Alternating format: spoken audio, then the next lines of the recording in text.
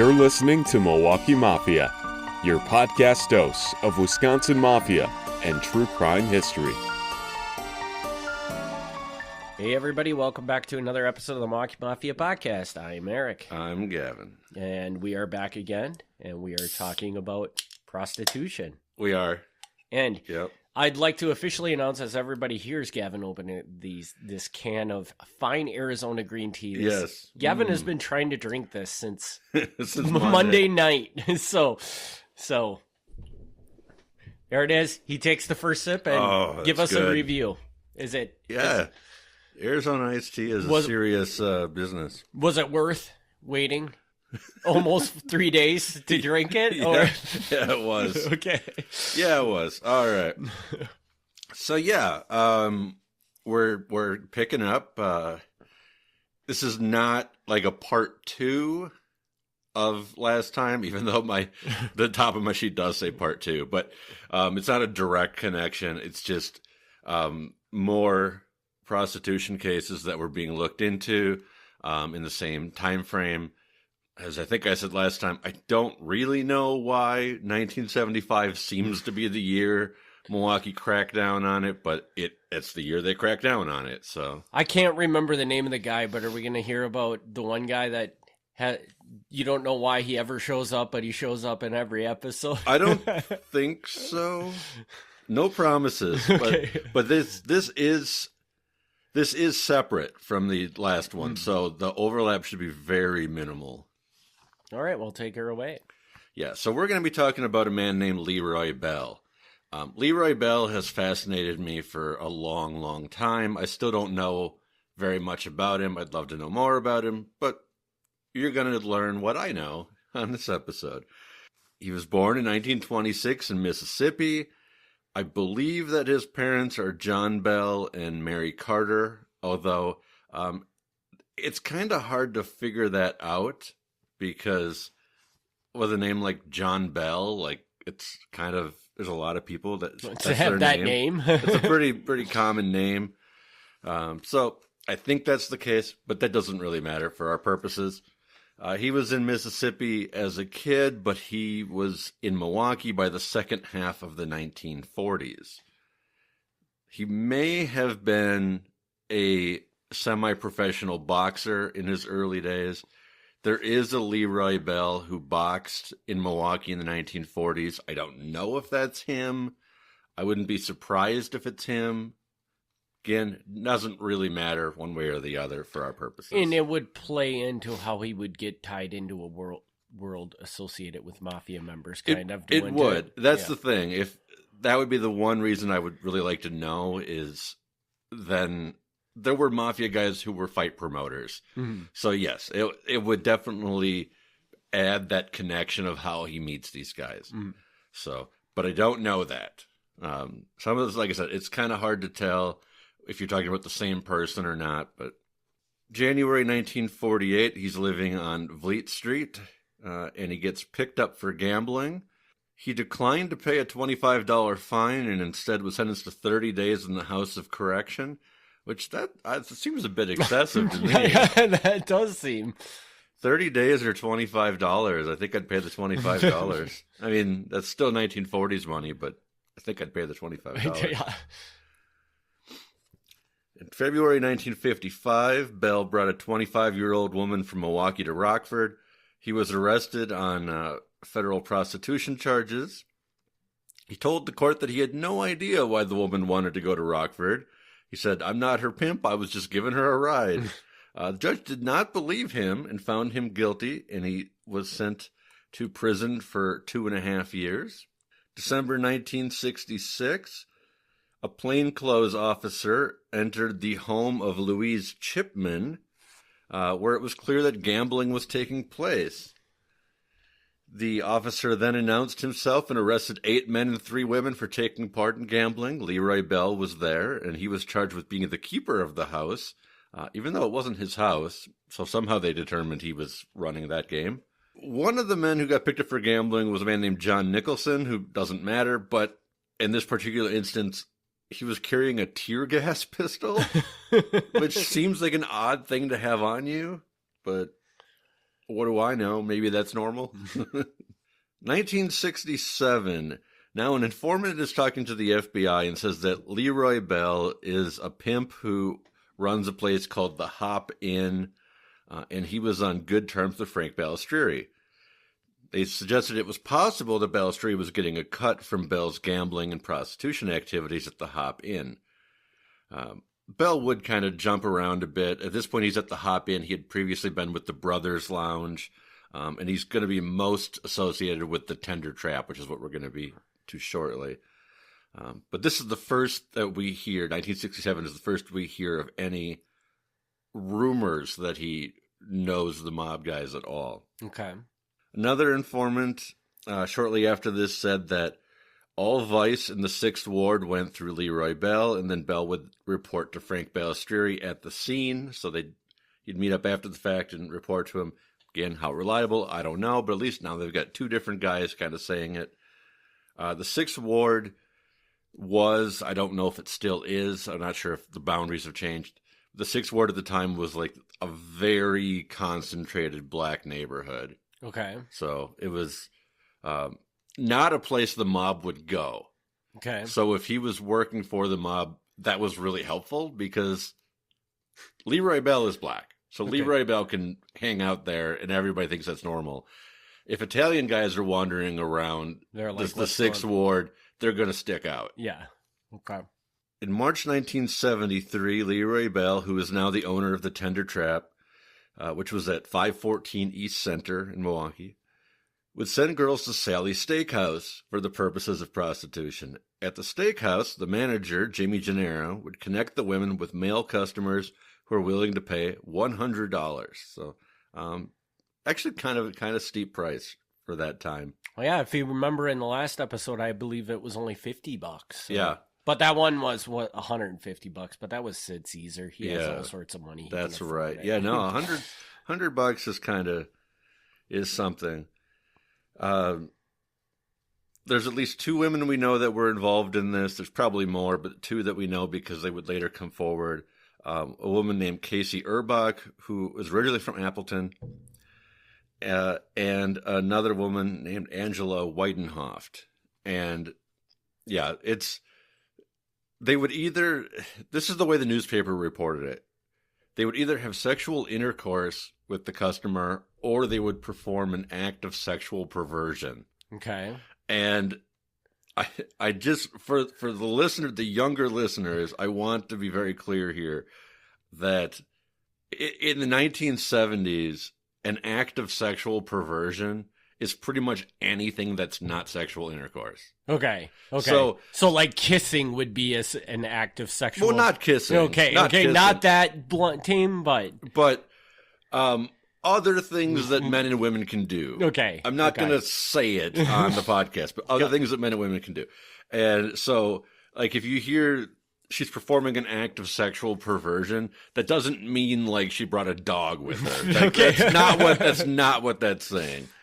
Casey Urbach, one of these young ladies, also worked out of the Moonglow Tavern, which was on North 12th Street, and she would pay part of her earnings to the owner of the bar there. She would kind of bounce back and forth between the two, and they know from after the fact, from investigation, that a lot of phone calls went back and forth between the Tender Trap and the Moonglow. So it's not entirely clear, if they were sending the women back and forth or what was going on, but they were clearly like affiliated. Mm-hmm. November 5th, 1973, the city attorney of Milwaukee calls the Tender Trap a festering sore. 10 police officers and the police chief testified in favor of revoking the license of the tavern, with one officer saying that no other house of prostitution was running as wide open as the Tender Trap. I have to say that festering sore is a great way of describing it. Yeah, we're not messing around here. The property owner was a woman named Jeanette Boatner. So Leroy Bell ran the tavern, but the property was actually owned by Jeanette Boatner. She was represented at the city hearing by Dominic Frinzi, and she said that she had never promoted prostitution. She had always been willing to cooperate with police. She's like, I'm not a pimp. They just hang out at my bar. Frenzy said the bar could not turn people away for being suspected prostitutes. The alderman of the 6th Ward, Ben Johnson, supported Boatner in saying that they should not revoke if they can't prove that Boatner herself had any part in the prostitution. But, that's fair, I guess. And, that's kind of an interesting sticking point here. We're going to get a little bit more into this, but do you take a tavern license away because it's a known hangout for prostitutes if the owner isn't actually, running it? I don't know. You would think no, but then at the same time, if it's such a disturbance to the community, it just might make sense to do it.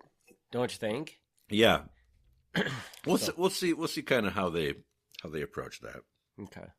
November 1973, there's an ad in the newspaper saying that Leroy Bell is presenting the Jacula Blues Band at Fish's Harbor on East Kane Place.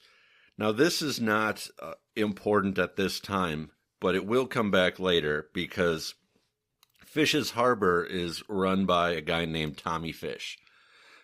And Tommy Fish is going to come up later. But this shows that Bell and Fish knew each other as far back as 73, if not earlier. So that ad is kind of like a little piece of evidence there.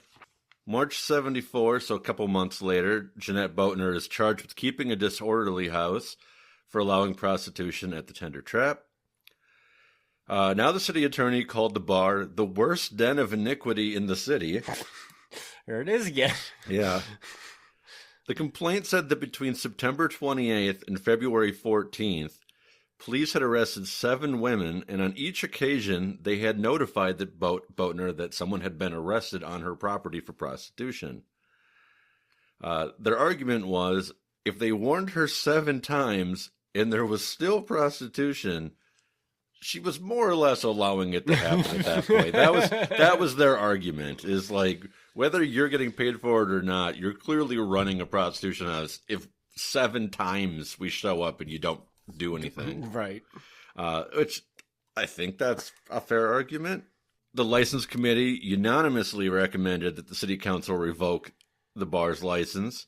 6 police officers and the city attorney told the committee that the bar was the leading place in the city for prostitution. The local alderman, again, said, let's not revoke the license here, guys. At the very least, let's wait until the court decision comes out. If she's found not guilty, you'll regret pulling her license.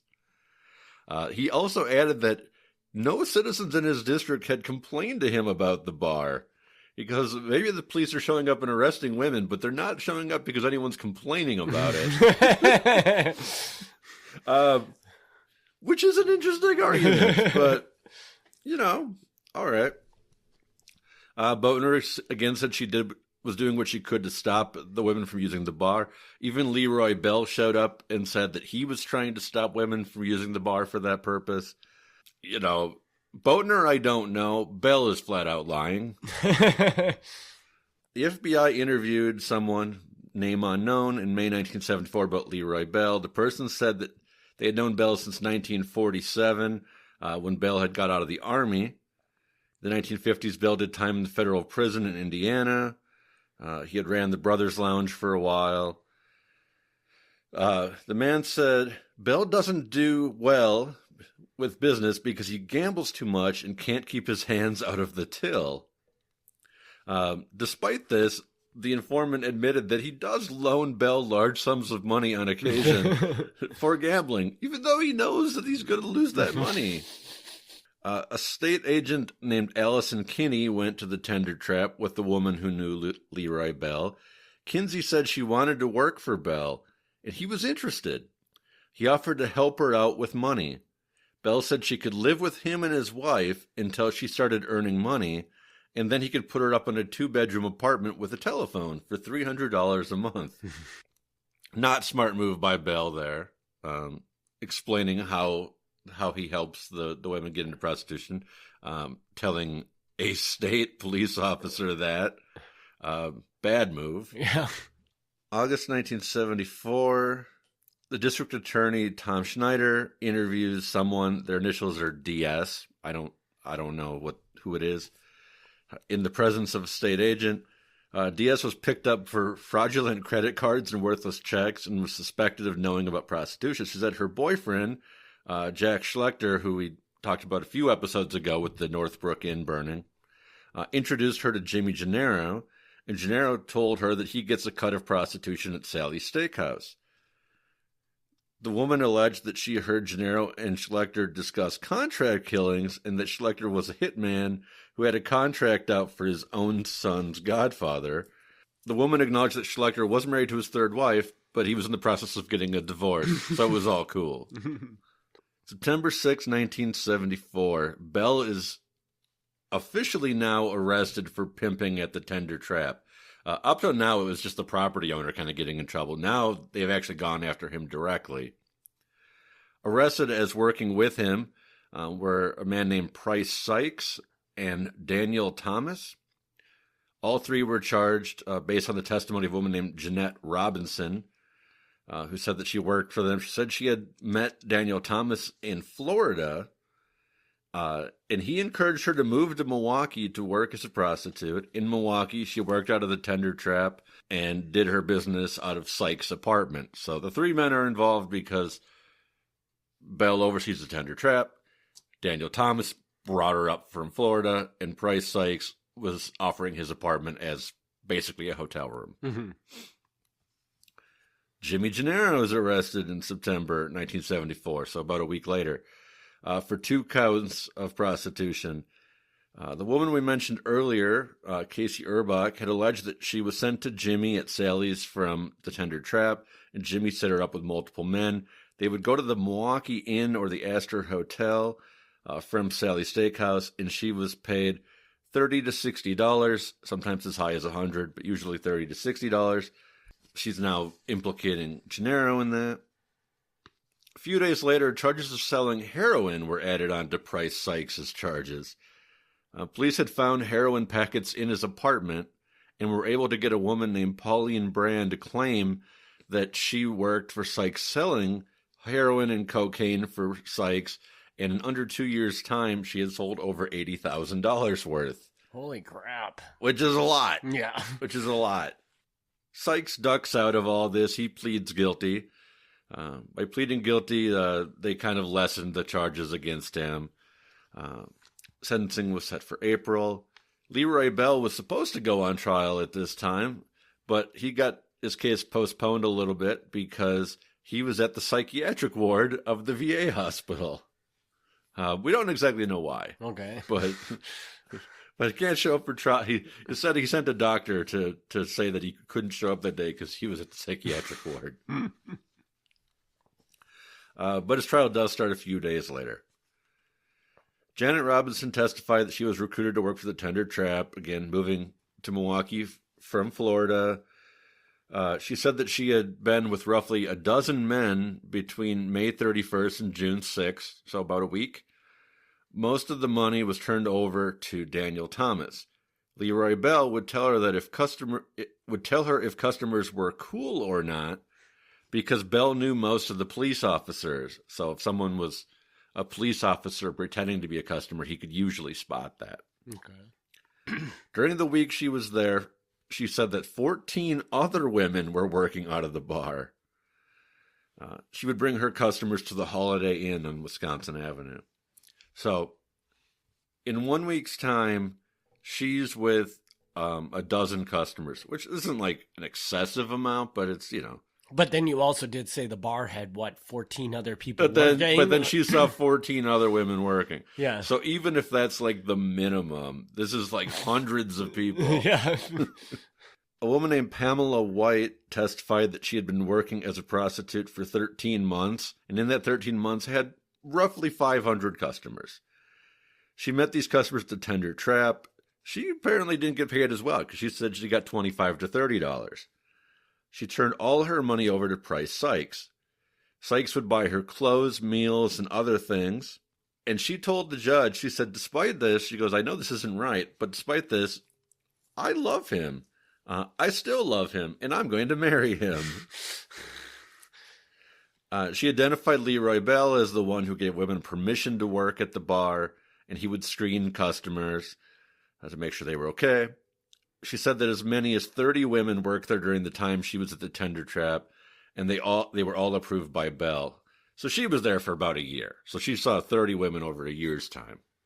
So that's maybe a little more reasonable of a number. But either way, there's like clearly a lot of people working out of this bar. Mm-hmm. The defense called 0 witnesses. Nobody. In closing arguments, Dominic Frinzi, who was Bell's attorney, argued that Bell never told them they had to go to bed or never told them they had to have an act of sexual intercourse or perversion with anyone, which I think is technically true, at least based on the evidence. It's not clear that he ever told them to do anything. Mm-hmm. District Attorney pointed out that at no point did the defense ever challenge the testimony of the women, saying that the women saying that he oversaw, approved it, and such, like, they never denied that. Bell was convicted on 3 charges, and his sentencing was set for February 7th, so about a month later. Jeanette Boatner, the owner of the Tender Trap, was fined $100 for keeping a disorderly house. I love the phrase disorderly house. That's a big fan of that one. She told the judge, "I've never been involved in anything like this. I never could walk up to a woman and tell her, 'You are a prostitute and you must go.'" The judge said the tavern was Boatner's responsibility, and the notoriety of that tavern is common far beyond the borders of this community. So pretty much she wasn't getting out of that. The city attorney said that he was going to look and see about getting the ordinance changed, because like that was the maximum she could be fined was $100 for running a disorderly house. And he's like, that's not really a deterrent. yeah. He's like, when you're working on this scale and you're probably bringing in thousands a week, $100 fine isn't really like, it's not doing the job we want it to be doing. Yeah, it should probably be based on the number of incidences or something like that. Yeah. Price Sykes, who had pleaded guilty, was sentenced to 4.5 years in prison. So he's gone. April 17th, 1975, Judge Raskin hears the case of Jimmy Gennaro. When asked if he had ever been involved with prostitution, Gennaro said, "No way, never." And again, this young woman, Casey Urbach, testifies. Bell connected her to Jimmy Gennaro, who was at Sally's. Gennaro would then set her up with customers there. She would get paid. She would turn the money over to Jimmy. So she's like, boom, boom, boom, boom, boom. Another woman testifies, similar story. Now, Gennaro says, "I never discussed prostitution with Leroy Bell. I don't know anything about the prostitution." He said 400 people every day eat at Sally's Steakhouse. "I don't know if they're prostitutes, businessmen, judges, lawyers. We serve everybody at Sally's." He's like, "I don't know who comes into the restaurant." Mm-hmm. As part of his defense, he said that he earned $21,000 a year at Sally's, which, if that's true, that's really high. Okay. Like, for 1975, that's good money. And he said the restaurant brings in $1 million annually. He goes, "If I'm earning $21,000 a year at $1 million a year restaurant, why would I be involved in prostitution? I don't need the money." I don't know if that argument's persuasive or not, but I mean, it makes a valid point. it sounds good, right? Like, it sounds good, but I feel like we all kind of know that having money doesn't mean you're not going to do things. Like, I will also say that 1975 or whatever year we're in, it's right around that area, a restaurant making $1 million a year in Milwaukee, yeah, that seems insane. I'm not saying that's not possible, but that seems like ridiculously high. Like, Sally's Steakhouse must have been out of control popular. It was very popular. So. It was very popular. The jury found Jimmy Gennaro guilty. District Attorney Tom Schneider said in his closing argument, now, See if you pick up on this. Schneider says in his closing argument, Erbach, the young woman, was assisted, advised, and procured by Leroy Bell and Jimmy Gennaro. They did everything but turn back the covers on the bed. Now, I don't know if you recall this, but in the Tony Pepito Sid Caesar case, in his closing arguments, Tom Schneider says they did everything but tuck them in. So this is apparently a line that he uses.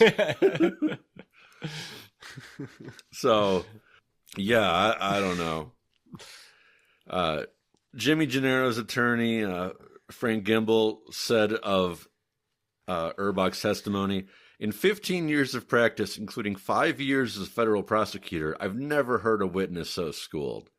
He said Schneider coached the witnesses and twisted their words. Gimbel said the case was like, quote, now see if you make sense of this. This is worthy of Joe Balestrieri here. Okay. Gimbel said the case was like, quote, broth being prepared by the shadow of a chicken dying of starvation on a cloudy day. One of these days, man, we got to make like just an outtakes of all the crazy things people have said in interviews on this podcast. The attorneys here, now, maybe this is still a thing, but I don't feel like attorneys talk like this anymore. Yes. And it's great. It's very imagery, type text, but what is he even saying there? I'm guessing, I get he's painting a picture. I don't know what the picture is. The case is broth being prepared by the shadow of a chicken dying of starvation on a cloudy day. Now, what I interpret that to mean is like, this is the thinnest, weakest, most possible case. That's what I think he's saying. But what a way to phrase that. Dominic Frenzy, who had represented Bell, also had jumped in and said these witnesses are women of flexible virtue. They're clearly not reliable or trustworthy. Erbach, since coming forward as a witness, left her life of prostitution and joined a convent. All right. So Frenzy says, this woman will have you believe that she's a modern-day Mary Magdalene. She has gone from her life of prostitution to a life of Christ. I don't know, maybe that's insincere. I don't know her, but, whatever.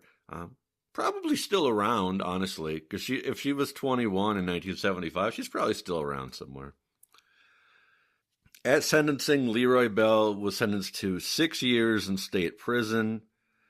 A pre-sentence report, so this is like between being convicted and being sentenced. Sometimes they ask for a pre-sentence report, which is like the DA puts together some background information to help the judge make a decision. The pre-sentence report found that Bell was deeply involved with the mafia organization. His defense attorney, Dominic Frenzy, said the report was innuendo based on feelings and indications and not founded on fact. Schneider wants to give you the impression that the mafia was spreading its tentacles in this town and that Mr. Bell was involved. Frenzy said that Schneider should be put under oath to talk about these alleged mafia connections. Schneider shot back that if he was put under oath, he would talk about Bell's known conversations with Frank Balestrieri that had been documented by the Department of Justice, and he didn't think Frenzy would like that too much.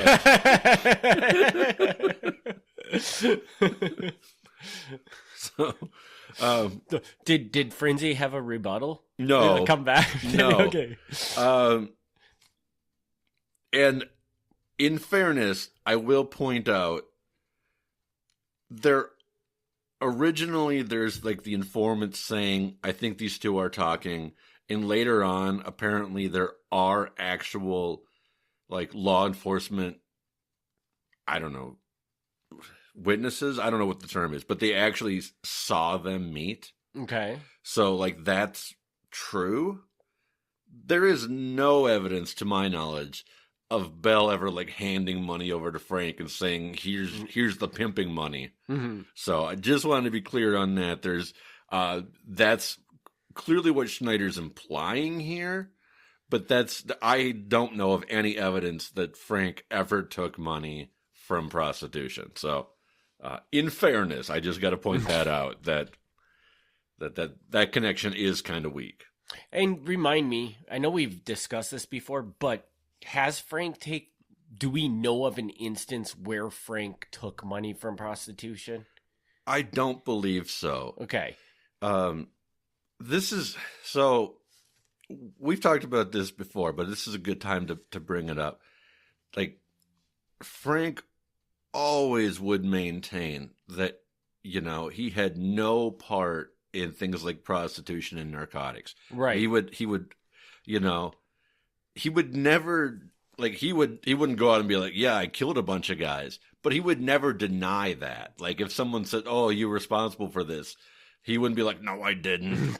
But if they said that he was involved in drugs or abusing women, he got pissed. Mm-hmm. So, like, if he took money from prostitution, and I'm not saying that he didn't, because it wouldn't surprise me if he did, he had to have this barrier. Yeah. Like, he had to have it where, like, he knew where it was coming from, but he didn't want his hands touching it at all. And there is definitely a reason out there that he might not have ever taken money, because it's clear that in his, like, scope of what's right and wrong, prostitution was one of those things that turned kind of to the wrong side. Yeah, again, we've talked about that, but like, he's an interesting guy in that he does have these moral distinctions that are kind of odd coming from like a mob boss, where, some things are okay. And I get it. Like, he's like, gambling all day long. And I get that. Like, I'm not a mob boss, but to me, gambling is like a relatively, like, it's barely a crime. So I get that. But it's weird that he's like, no, that's dirty. I don't want it.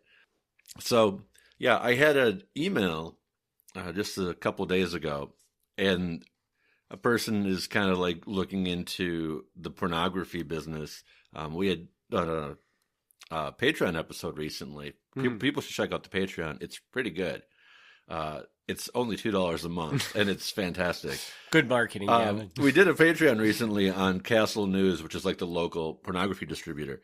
And the person in the email was kind of like working on investigating some of this stuff. And they were trying to figure out if Frank or someone else was taking money from the pornography business. And the thing is like, it seems like they should be. Like, this was millions of dollars. It was borderline illegal. Like, it was, depending on the judge, it was either legal or illegal. So this is like a clear place where like they could step in and take a cut and be like, hey, we'll kind of oversee you a bit. But as you may recall, any links were so loose. Yeah. Like, there really wasn't a clear indication. Mm-hmm. So it is weird to me when there's things like this where Frank could come, oh, I'm gonna try to take over vending machines. Okay, cool. But when it's like, hey, I could come over and I could take over the pornography stores in town, he's like, I don't know. Like, and I mean, but it doesn't make like vending machines pretty harmless. Like, being that Frank Balistrieri had kind of like a strong family-orientated belief system, there's a lot of difference between running vending machines and prostitution. I get it. I get that. I just think it's a weird line for him to draw, because like, guys in Chicago would not make that distinction. Yeah. They might say like, oh yeah, we don't do that. But they did. Yeah. And it's entirely possible that the Milwaukee mob did as well. We just don't have clear lines that show it. Yeah. So. So Jimmy Gennaro also convicted, and his pre-sentence report connected him to a variety of organized crime activities. He knew Frank Balistrieri pretty well. Jimmy Gennaro's gone back. I'm sure we've talked about him a few times. He's come up a few times. He was allegedly a made member of the mafia. I don't think that was ever proven, but he allegedly was. So he had met with Frank Belstrade many, many, many times. Frank Buccieri he knew because that was Sally Papilla's boyfriend. The report said that he was a principal figure in Milwaukee's crime syndicate and maybe possibly interstate. I think principal figure might be overselling him, but okay. However, Gennaro was also very respected by good people. Mm-hmm. So by the time it came for sentencing, he had a lot of references from people in his favor. He had a couple judges say nice things about him. He had an executive from the Roundy's Corporation say something nice about him. Okay. The Milwaukee Journal's vice president said something nice. A big real estate guy said something nice. A priest said something nice about him.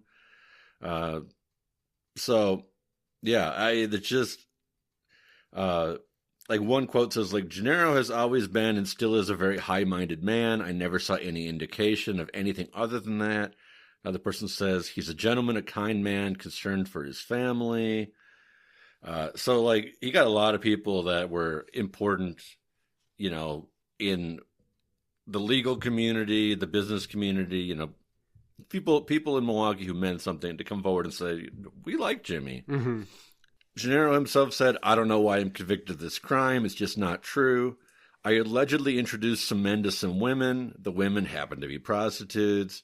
What they did together is none of my business. I didn't do anything that any other tavern keeper hasn't done. I have suffered greatly for this. My family has suffered greatly. All of this publicity. I think this whole thing is very unfair.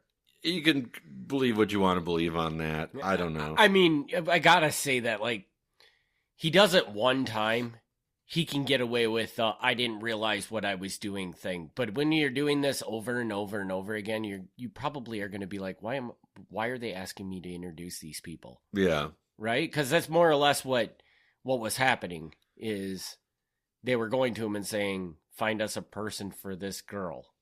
More, right? Yeah. So, I mean, that's just weird. Unlike Price Sykes or Leroy Bell, who are going off to prison, Gennaro, I think they recognize that this is fairly loose here. He's just kind of like introducing people. He's not like a big time pimp or anything. He's given 1 year in the House of Correction and given Huber privileges. I assume everybody listening knows what Huber privileges are, but if you don't, it means you can go out during the day and go to work. Okay. So it's like when you go to bed at night, you got to sleep in the jail, but during the day, for those 8 or 10 hours, you can do what you got to do. Mm-hmm. So it's about the lowest level of jail you could possibly get. Yeah. So at least they didn't hammer him for it but he has done. I mean, if you look at her record, it's probably pretty lengthy with stuff he's done, right? Or because I know we've talked about him before. Yeah. So, I mean, the fact that he's not a clean shaving, clean person at all. No, he's not, like I said, this says they call him a principal figure in the crime syndicate. I think that's overselling it. Like, if I were to list like 10 guys in Milwaukee who were like key figures, I don't think Jimmy's making that list, but he does come up enough where like he clearly knows what's going on, even if he's not actively involved in a lot of it. The prosecutor said, "We are deeply disappointed with Gennaro's sentence. Probation is a farce. There is no meaningful indication that Gennaro intends to terminate his association with those people mentioned in his pre-sentence report who are known to have underworld activity." I think the prosecution's argument here isn't so much that he did terribly bad things, but like we need to get this guy out of here because of his links, which, I don't know. I have mixed feelings on that. But. So the other thing, so you're talking Jimmy Gennaro is introducing people at Sally's Steakhouse to these prostitutes, correct? Yes. So How does do you know how Sally manages to escape any responsibility for this? Because I feel like if this is happening, isn't there a good possibility Sally's taking a cut of it? That's a good argument. I don't know. As near as I could tell, like, Sally doesn't get mentioned at all. Yeah, that's why I find that weird. I guess it's just this. It seems like what's going on here is that the women are getting sent from the tender trap to Sally's steakhouse, and Jimmy is handling that personally. Does Sally know about it? I don't know. But it isn't like they're hanging out there. Like, they're standing, like, in the back corner of the room, and she comes in every day and is like, "Hey, ladies, how's business?" Yeah. So, is Sally aware of it? I think she probably knows something, but they're not actually using her place as their place. But like as a base for everything. Yeah. Okay, I see what you're saying. So, I don't know. Sally's a strange person, you know. She is the earlier thing about Gennaro being like, "I make $21,000 a year. Why would I do this?" Sally's the thing there too. Like, if he's making 21,000, she's making considerably more, and she's mixed up in all kinds of crap. So, a state agent had lunch with DA Tom Schneider in May of '75. So after people have been sent off to jail. Schneider said that the current John Doe investigation into prostitution in Milwaukee had interesting leads pointing back to Frank Balistrieri. He said that with a little more work, he could tie Balistrieri to Leroy Bell on a conspiracy charge. He wanted Balistrieri to testify, but he was blocked by the judge running the John Doe, who was Judge Seraphim, who said that he would not issue a subpoena for Balistrieri under any circumstances. Schneider said he was considering wrapping up the John Doe and then starting another one, just for the sole purpose of having another judge in charge, because he didn't trust Seraphim. Judge Seraphim, now, I don't know that we've ever proven that he's corrupt or that he's, easily influenced. There was an incident, this was some time ago now, there was an incident where he was in Hot Springs, Arkansas. Okay. And a couple Milwaukee gamblers were in Hot Springs, Arkansas. And I don't know if it's a coincidence or whatever, but they did end up hanging out and having drinks and stuff like that. So, there are some hints that Seraphim was, kind of lenient with a lot of these guys. But I don't know. I don't know that that's why he's not letting them call Frank, or if he just thinks that's fishing, or what, or what his excuse is here. But whatever the reason is, Frank Balistrieri is never called to actually talk about prostitution. So whatever links Schneider thinks he has, he's never able to actually prove it. I should check my notes. Now, I interviewed Tom Schneider many years ago, at least 10 years ago at this point. And he was sharp as a tack. He remembered the Pepito case, specifics about it that you should not remember. If you've prosecuted 1,000 cases and you remember details of cases from 40 years ago, you should not remember that. But he was spot on. So I should double check my notes, see if he mentions how Frank is connected. I don't think he does, though. I don't think he does. Can I ask how did you end up interviewing Tom Schneider? I just reached out to him. Oh, just random reach out and said, he's like, yeah, come on, we'll talk. I don't remember what the organization is, but in his retirement, he kind of was a head guy of a nonprofit in Milwaukee. So his email was really easy to find. And I shot him an email, and he was very receptive to that. I mean, it was only a half hour or something, but he gave me his time, and he was very courteous and was very open about it. Leroy Bell is charged once more with prostitution. He's already in prison, but he gets charged once more. Charged with him is a man named Ferris Jewell and a man named John Whitehall. John Whitehall, probably not going to remember this, but Whitehall we have talked about previously because he was one of the guys involved in the beating during the Vincent Maniaci Hershey's Kiss for Coats case. Okay, that was quite a while ago. It was quite a while ago, but John Whitehall was one of the guys who beat up like the witness in that case. Okay. So again, like all these like loose links, like you can never tie it back to Frank, but like some of the same names keep coming back. Mm-hmm. Yeah, now there were more women coming forward. Like at this point, like I don't know why they're coming forward, if they were scared before and now that he's in prison they're not scared anymore. But every time more women come forward, there's more charges. So now more women are coming and saying, yeah, Bell was taking 40 to 60% of my profits, working out of the tender trap.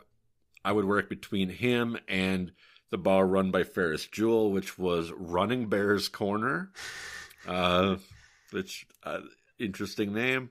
And apparently Whitehall had worked as a collector for them. One woman said that he took the majority of $27,000 that she had earned in her time. She says, in the time that I worked as a prostitute, I earned $27,000, but I give the majority of it to Whitehall. Okay, so when you say collector, it's just a person going to each of the girls and getting the money they made. Okay. Yep. I took that as like if somebody didn't pay, he was the guy that went after him to get the money. No, he was just, I don't know, like a sub pimp. Yeah. Like, he's the pimp's assistant. The pimp's assistant. Yeah. Yes. Another witness who came forward was a man named David Plotkin. Plotkin was a convicted commercial gambler, and he was also a bartender at the Clock Bar. He came forward to say that he had referred women to the tender trap from the Clock Bar, and in exchange for his referrals, Bell's wife, Patsy Bell, would sleep with Plotkin. So instead of giving him a kickback, he would just get to sleep with Leroy's wife occasionally. So, all right. I mean, sure. If that works, hey, that works. Yeah. And then finally, Tommy Fish is charged. Tommy Fish ran Fish's Harbor Tavern, and he is now found that women are operating between his bar and the tender trap. They're going back and forth. As I pointed out much earlier in the episode, Tommy Fish and Leroy Bell had known each other for a couple years, apparently because of music promotion. Mm-hmm. But now we find out that in addition to that, apparently they're also sending women back and forth between the two bars. Tommy Fish took a plea bargain, and he was sentenced to only 9 months in the House of Correction with work release. So he got practically nothing. But at this point, like, this is the tail end of the investigation. So everybody's already in prison. So they're just kind of cleaning up a few things. Bell argued for a reduced sentence after he had already been serving some time.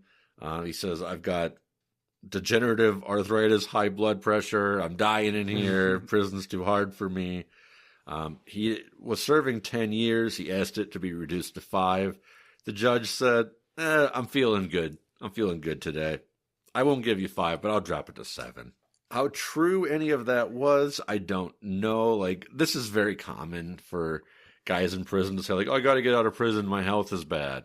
Like that's like the most common thing you're going to hear about why they should get out early. But in this particular case, Leroy Bell does pass away in 1985 at only 59 years old. So, relatively young guy. And I mean, I don't know how arthritis would have killed him, but definitely, not in peak health, clearly.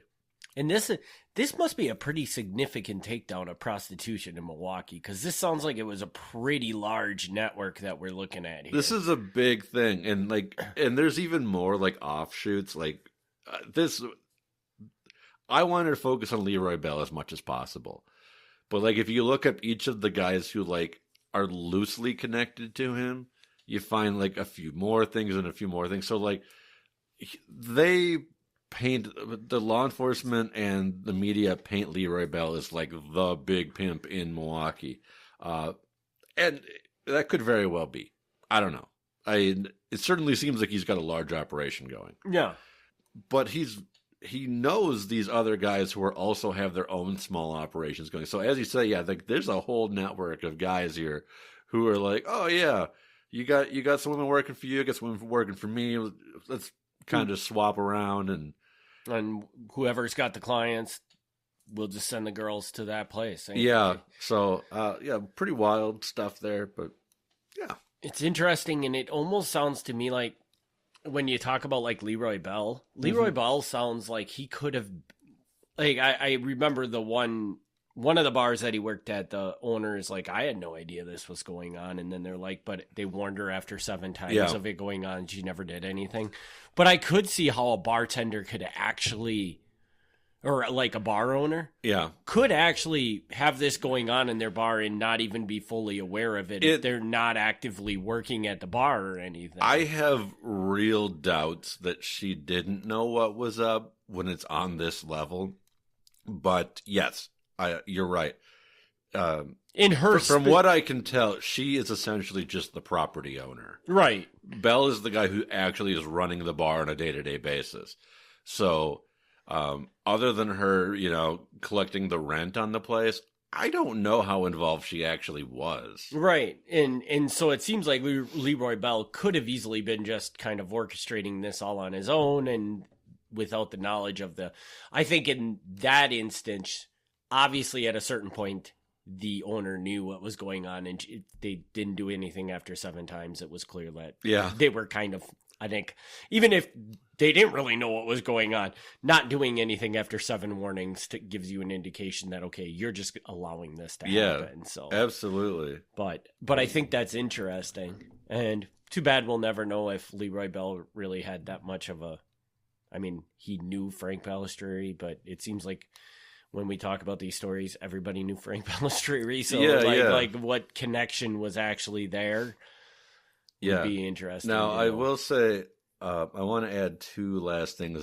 if we haven't run way over already. But one, if listeners really want, Bell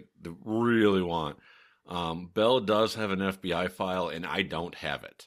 I know it exists. I know the file number on it, but I don't have it. I could request it. The only reason I would be hesitant to do so is at this point it's so backlogged. I probably won't get it for years. Yeah. So I don't know if it's worth the effort, but if people really wanted to, I can do it. And how much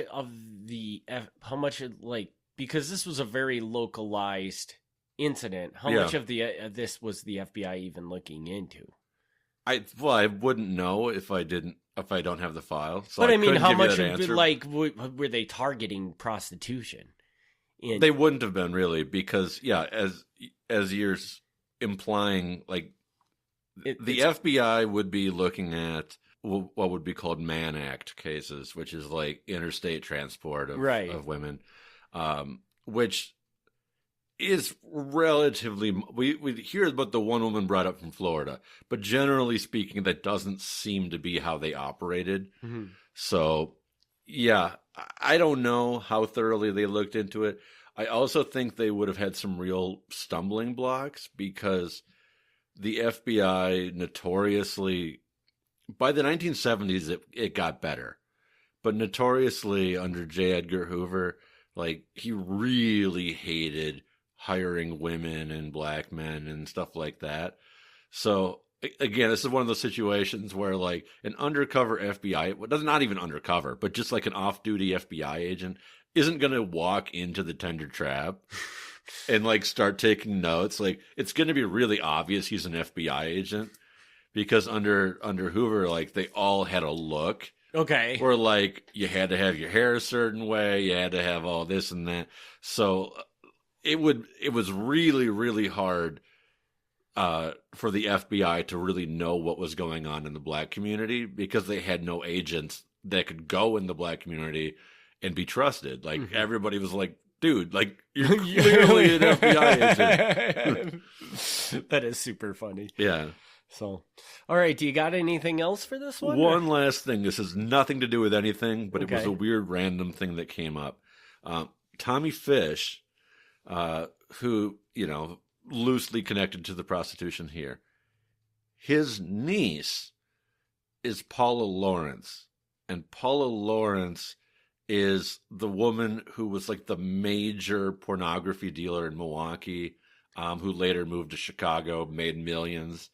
I don't think there's any connection between the two. Like, I don't know. I'm sure they knew each other, but like other than seeing each other at Christmas, I don't know if that they were close. But just, I always love when I stumble on these weird like family links, like, oh, not only do you run like the largest pornography business, but your uncle was like involved in the pimping network. The one I'm not saying the largest pimping network, but a pretty sizable pimping network. So yeah, so just weird when these connections like turn up. But I don't mean to imply that there's a link there. I don't think there is, but just like a weird kind of coincidence. Yeah, there. it's just interesting that how small everything is. I guess, and stuff. Yeah. Milwaukee is a small town. It's a major city, but it's a small town. So, all right, then with that, we're going to wrap this episode up. We want to thank everybody for their continued support. And Gavin, where can people reach out to you at? They can email MilwaukeeMafia@gmail.com. I think I might be mostly caught up on emails at this time. So, hey, I'm trying. But otherwise, go to MilwaukeeMafia.com where all the show notes are posted and you can see way more than you ever wanted to know about crime in Milwaukee. And as always, we do have that patreon.com/Milwaukee Mafia, or just go to MilwaukeeMafia.com and click on one of the many banners. Get yourself 2 extra episodes a month. And we will be back next week with one of those Patreon episodes, and in 2 weeks with a regular Mafia episode. Thank you again all for your continued support, and we'll see you on the next one. Thank you so much. Thanks for tuning in to the Milwaukee Mafia Podcast. Join us next time for another look back at Wisconsin Mafia and true crime history.